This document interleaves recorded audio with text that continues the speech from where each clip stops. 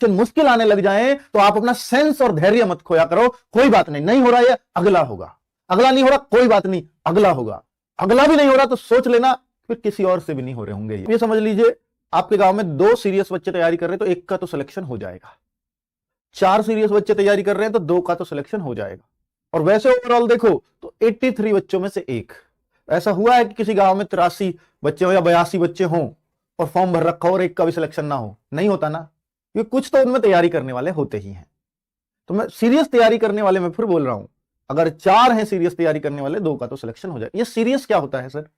Serious वो है जिन्होंने अभी तैयारी शुरू नहीं की है, बहुत पहले से पढ़ रहे हैं और अभी उनके लिए शादी ब्याह इंपॉर्टेंट नहीं है किसी के भी, वो अपनी पढ़ाई को नहीं छोड़ते एक क्षण के लिए भी। और वो बच्चे इस समय, मैं ये नहीं कह रहा कि सीरियस वो है जिसके 250 मार्क्स आ रहे हैं मॉक में, मैं ये कह रहा हूं कि हो सकता है 170 वाला 160 वाला भी वहां नंबर ले आए, लेकिन अभी वो सीरियस नहीं लगा हुआ हो, बहुत सीरियसली वो देख रहा हो कि मेरी ये सब्जेक्ट पे कमजोर पकड़ है तो मैं इन सब्जेक्ट के सिर्फ इन टॉपिक्स को पढ़ूं। वो ये नहीं है कि कोई कुछ भी शुरू कर दे रहा है, आपको सब कुछ ही पढ़ देना है। अगर ऐसे करोगे तो सिलेक्शन नहीं होगा बच्चों, वो भीड़ चाल है।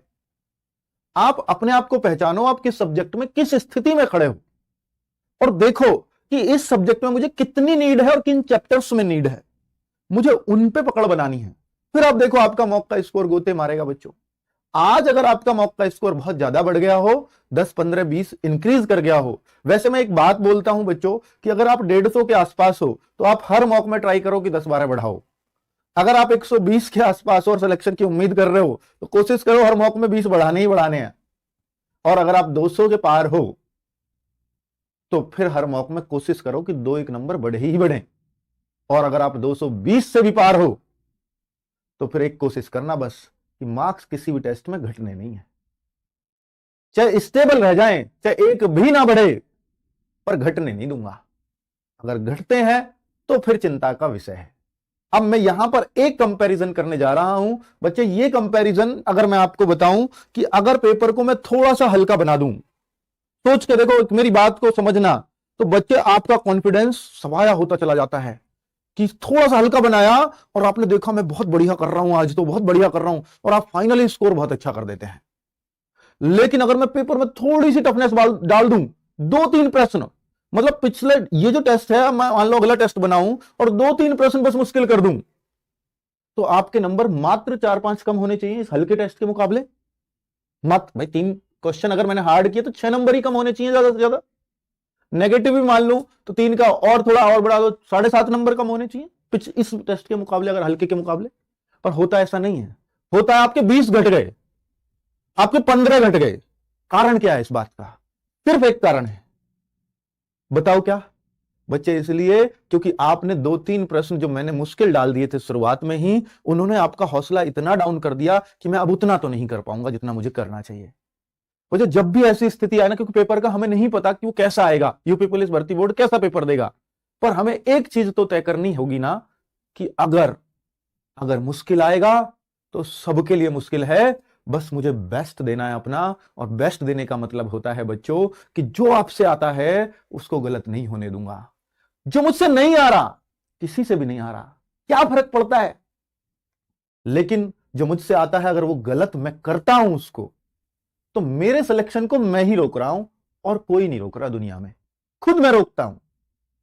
तो बच्चे सिलेक्शन होना या ना होना, इसके जिम्मेदार डायरेक्टली या इनडायरेक्टली सिर्फ आप ही होते हो, ठीक है?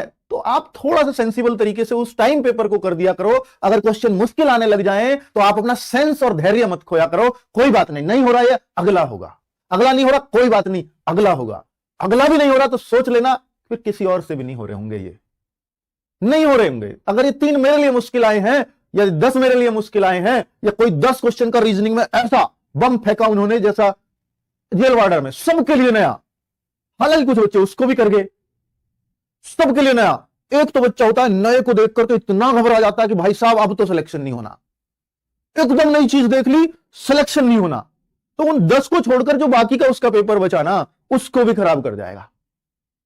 और जो ऐसे सोचेगा कि 10 नए हैं, इनको बाद में देखूंगा, कोई बात नहीं, क्योंकि मेरा नए हैं तो समय ज्यादा खा सकते हैं, तो मैं बाकी को देख लेता हूं, तो बाकी पेपर को करके मैं इनके लिए टाइम बचा के रखूंगा बाद में 5, 7, 10 मिनट।